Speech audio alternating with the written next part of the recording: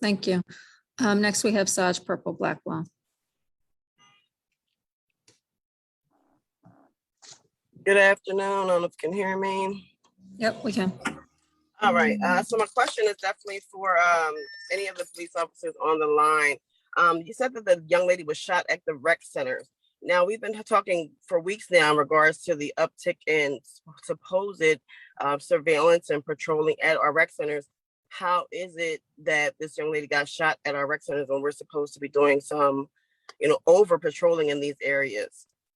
So like I told you before, there are many rec centers. We cannot have a police officer's position at every rec center.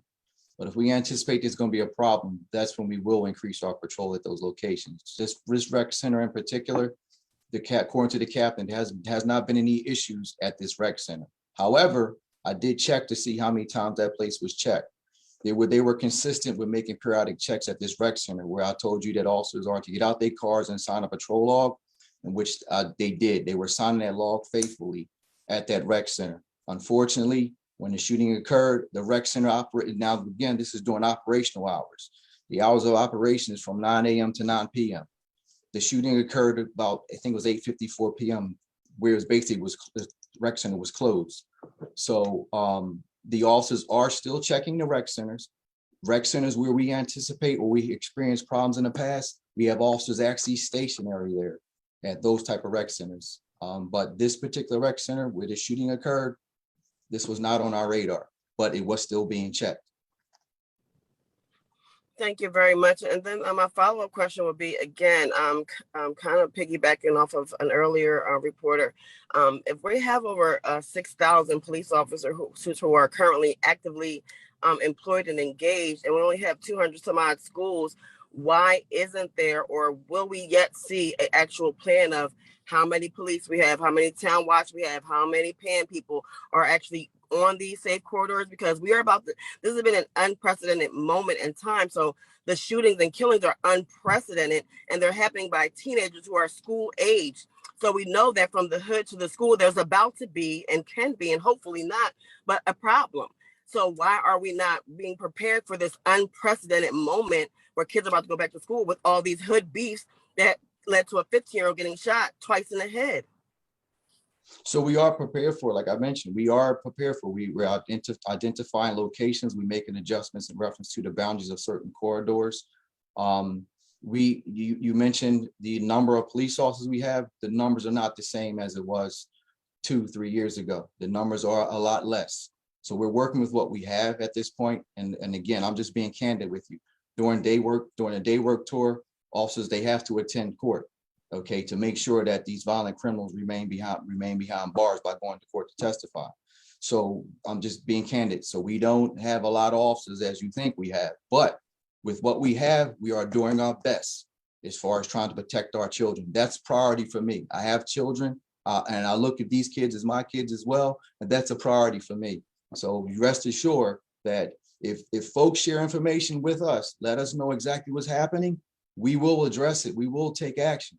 And that's the problem. A lot of folks don't want to tell us what's going on until it's too late. That's exactly what's going on throughout our city. I wish that people would come forward, give us a little bit of information. But the complication in trying to deploy people is that when someone has a gun and they are intent on finding someone to shoot, and they have an intended target, and that opportunity arises at a particular time, that's when they shoot. And they shoot indiscriminately, as we've seen with this young lady who is in critical condition, that they don't care where they're shooting or how many shots they're firing. So while we want to deploy our police as best we can and get all the information that we can so we can be smart about deployment, these instantaneous situations arise sometimes, and there's just not a police officer can be at that point, at that moment, when that young man decides to shoot the other young man in a violent way. Right, and just as a mother of a senior going to high school, I know that there's a stop not snitching culture. I know that there is, all these things that are, that people don't want to go to the police. But since we know that, and there is an increase, I'm just saying, is there a way to come up with to culminate a plan of numbers? If I would feel safe if I knew that, these 5 officers are doing this in this corridor, and these town watch and these plan or doing this in this area, and that is protecting our kids at these 249 schools. Hopefully we have, 249 officers that are available to do this type of patrol and surveillance. And that would conclude my question. I don't want you to end on that note, not thinking that we're not out there trying to patrol these schools. So like I mentioned before, there are schools where they may not have a safe corridor established. There are schools throughout the city, all schools throughout the city, we have officers assigned to those zones. And within those zones, that's part of their patrol, is to pretty much make periodic checks around these schools. But within areas where we anticipate problems, we have problems in the past, where we receive information that there may be problems moving forward, then yes, we definitely increase patrol within those zones. But on schools, on average schools where you don't anticipate problems, even though we don't have problems there, we still make periodic checks around those schools. Thank you. Mhm.